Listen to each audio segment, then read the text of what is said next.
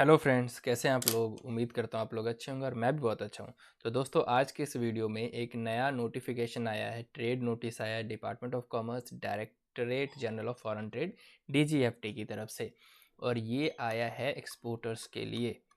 तो अब सबसे बड़ा सवाल ये है कि क्या ये ई कॉमर्स एक्सपोर्टर्स के लिए आया या फिर सभी एक्सपोर्टर्स के लिए आया। तो देखो यहाँ पे साफ साफ लिखा है, to all exporters members of trade and industry. ये सभी एक्सपोर्टर्स के लिए आया है, ठीक है।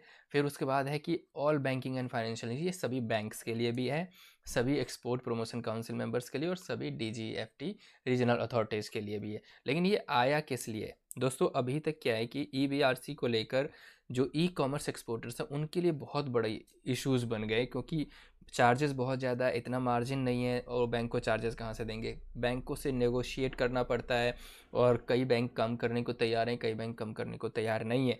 अब वो बहुत कन्फ्यूज हैं कि किस बैंक में अकाउंट खुलवाएं किस में नहीं। तो मुझे जहाँ तक पता चल रहा है कि इंडसइंड बैंक है 83 रुपीज़ में बीआरसी दे देता है, आईसीआईसीआई है जो 200 में कर दे, बट सबकी अपनी अपनी अलग अलग कंडीशन है। बट कुल मिला के बात ये आ रही कि अगर कभी हमारे 3,000 4,000 शिपिंग बिल हो जाएंगे तो फिर भी हम इतने पैसे क्यों देंगे सरकार को। हमें मिल क्या रहा है, एबीआरसी हमें चाहिए क्यों। तो उसको लेकर बहुत सारी कन्फ्यूजन थी कि क्या कुछ ऐसा नोटिफिकेशन आएगा जिसमें ये बोल दें कि भाई 100 बीआरसी एक एप्लीकेशन से हो जाएगा, एक की कॉस्टिंग में 100 शिपिंग बिल की बीआरसी आ जाएगी। या फिर कुछ ऐसा हो कि भाई एक लिमिट डाल देंगे कि इसके नीचे के अमाउंट पे बीआरसी नहीं चाहिए। तो क्या ऐसा कुछ आया है इस नोटिफिकेशन में? तो हम वही देखने जा रहे हैं। तो देखो, सबसे पहला आया है कि पायलट, मतलब जो सब्जेक्ट है इनका, pilot launch of the upgraded electronic bank realisation certificate EBRC system for self certification of exporters. मतलब कि अब एक्सपोर्टर्स खुद से सर्टिफाई कर पाएंगे और खुद से ही अपडेट कर पाएंगे बीआरसी को, या मतलब बीआरसी के लिए जो डाटा है शिपिंग बिल और जो पैसा आता है फॉरेन इनवर्ड रेमिटेंस आता है उसको लेकर। लेकिन अभी भी कहीं ये नहीं लिखा है कि हर शिपिंग बिल का जो बीआरसी इशू होगा उसके चार्जेस कितने लगेंगे। ऐसा कुछ लिखा नहीं है इसमें, ठीक है। तो आगे चलते हैं। फिर इसमें अभी तक की बात यही आ रही है कि सेल्फ सर्टिफिकेशन पे ज़्यादा फोकस है। तो अब ये सेल्फ सर्टिफिकेशन का मतलब क्या है?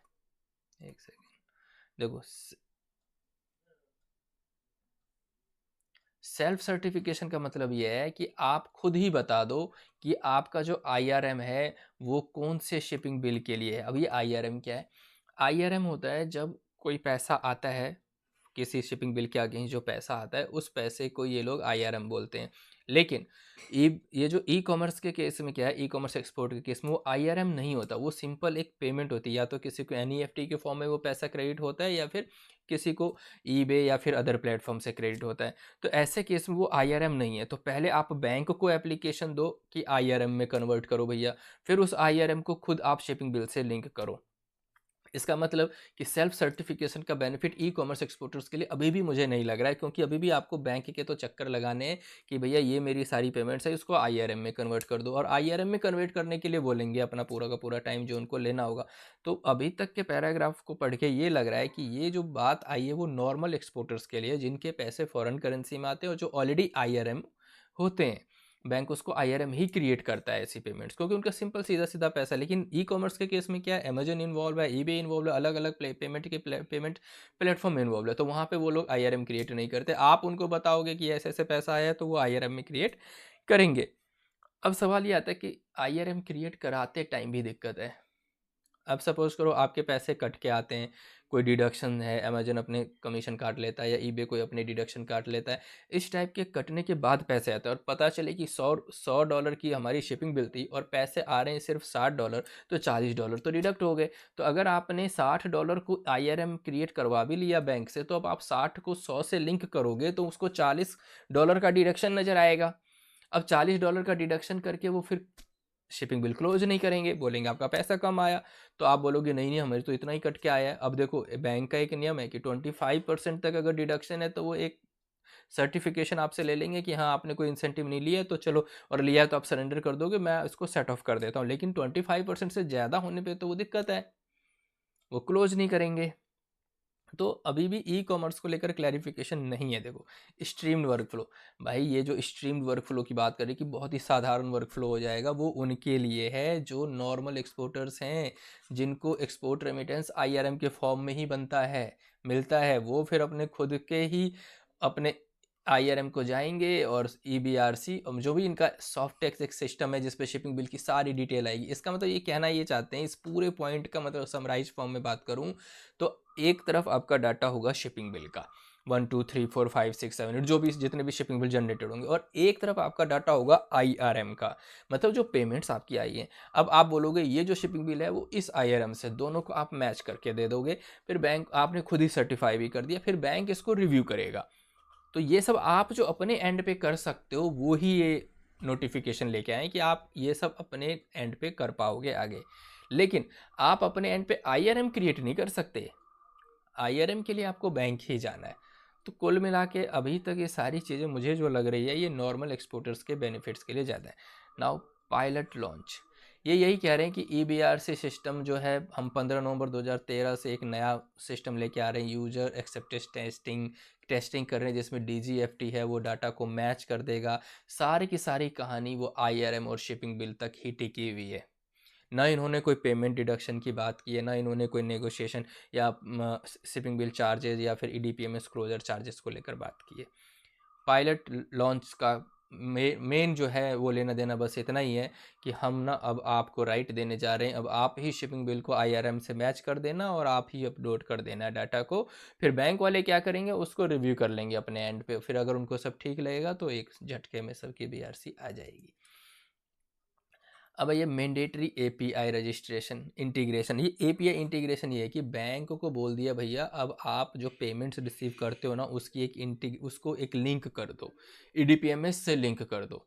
और अब ईडीपीएमएस डाटा में सारी चीज़ें नज़र आनी चाहिए, वो है 31 जनवरी 2024। लेकिन मेरा पर्पस इस पूरे नोटिफिकेशन को पढ़ने का बस यही था कि हमें हमारी प्रॉब्लम का सोल्यूशन मिल रहा है या नहीं मिल रहा है। ई कॉमर्स एक्सपोर्टर्स जो इतने परेशान हो रहे हैं, उनको इतने चार्जेस बियर करने पड़ रहे हैं, इतने चार्जेस होने के बाद भी इतने सारे टाइप की इश्यूज आ रहे हैं कि भाई क्लोज कैसे करें, इतनी डिडक्शन आ गई है, इतना पेमेंट मैच नहीं हो रहा है, क्या उसका कोई जवाब मिला? अभी तक तो नहीं मिला है। नाउ आउटरीच एंड अवेयरनेस, हाँ ठीक है, अवेयरनेस देने के लिए डीजीएफटी कर रही है, ऐसे करेगी, सबको बताएगी आईआरएम को कैसे मैच करें, उसको थोड़ी बहुत ट्रेनिंग दे देंगे, सब कुछ आगे की बात हो रही है। अरे जिस चीज़ पे हम अभी एक्चुअल प्रॉब्लम में फंसे हुए हैं वो भी कोई डिस्कशन नहीं है। फीडबैक दे देना आप लोग, अब डीजीएफटी में आप लोग फीडबैक दे सकते हो, ये एक नई चीज़ है। डीजीएफटी वेबसाइट पे जाना, सर्विसेज में जाना और ईबीआरसी में जाना है और उस पर अपनी रिक्वेस्ट डाल सकते हो। मैंने एक कॉमन जो एक लेटर ड्राफ्ट किया था वो भी चाहो तो अपनी चीज़ें इस पर लिख सकते हो, ये इसमें काम की चीज़ है, ये आप कर सकते हो। फिर सपोर्ट चैनल है, call the toll free help desk support number, call free toll free पे कॉल कर सकते हो। Exporter and other stakeholder जो डीजीएफटी को लिख सकते हैं। मैंने डीजीएफटी को और डिपार्टमेंट ऑफ कॉमर्स को आरटीआई की एप्लीकेशन दी थी कि भाई बता तो दो कुछ कर रहे हो नहीं कर रहे हो ई कॉमर्स एक्सपोर्टर्स के लिए, ये वो लोग कन्फ्यूज ही रहेंगे कि कभी उनके लिए भी कोई चीज़ आएगी या नहीं आएगी। तो उसका जवाब यह है कि आप डीजीएफटी को आरटीआई एप्लीकेशन नहीं दे सकते, मतलब मेरे आरटीआई एप्लीकेशन को रिटर्न कर दिया इन्होंने, समझ रहे हैं? तो अब आप लोग इनको ईमेल कर सकते हैं। देखो ईमेल यहाँ पे लिखा हुआ है ebrc-dgft@gov.in पे आप मेल लिख सकते हो। मोहम्मद मोइन अफिक जो इन्होंने साइन किया, ये यहाँ के ऑफिसर हैं, आप इनको भी एड्रेस कर सकते हो ये। तो कुल मिला के इस पूरे नोटिफिकेशन में बस कहानी इतनी है कि अब आप चाहो आपको एक राइट दे दिया जाएगा, अब आप आईआरएम को मैच कर देना शिपिंग बिल से और हम उसको एक्सेप्ट कर लेंगे, सर्टिफाई कर लेंगे। लेकिन कहीं भी ये बात नहीं है कि आईआरएम क्रिएट कैसे होगा। आप जब प्रैक्टिकली जाओगे ना बैंक में तो सबसे बड़ा प्रॉब्लम यही आएगा, क्योंकि किसी नॉर्मल एनईएफटी या आईएमपीएस की पेमेंट्स को वो लोग कभी मैच नहीं कर सकते शिपिंग बिल से, उनको चाहिए आईआरएम। और आईआरएम बनाने के लिए आपको बताना पड़ेगा उनको, बैंक को, कि ये जो पैसा है ना वो इस वजह से आया है, इस कस्टमर से आया है। और वो आईआरएम बनाने में ही 100 नखरे होंगे उनके, क्योंकि उनको मैच नहीं हो पाएगा ना, क्योंकि किस किस पेमेंट से आया है, किस बायर से। आप शिपिंग बिल में तो बायर का नाम आ रहा है, पैसा आ रहा होगा अमेजन से या फिर अदर मार्केट प्लेसेस से या अदर पेमेंट प्लेटफॉर्म से, तो उनके एंड पे भी बहुत सारी दिक्कत है।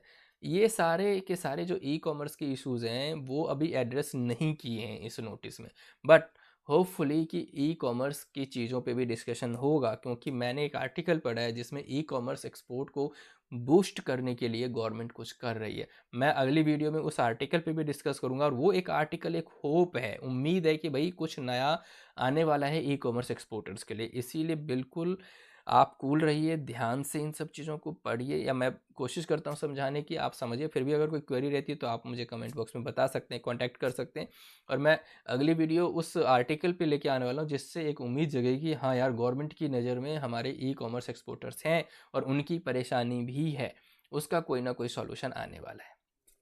तो दोस्तों, रिलैक्स रहो, मैं ज़रूर कुछ ना कुछ और इन्फॉर्मेशन अगर इससे रिलेटेड आती है तो मैं बताता हूँ, और मैंने भी जो एफ़र्ट लगाया वो भी आपको बताया है, और भी मैं अपने दोस्तों से और जो इंडस्ट्री के कलीग्स हैं उनसे भी डिस्कस करने की कोशिश करता हूँ। कुछ ऐसा होता है तो अपडेट करता हूँ। तब तक के लिए बाय बाय, टेक केयर।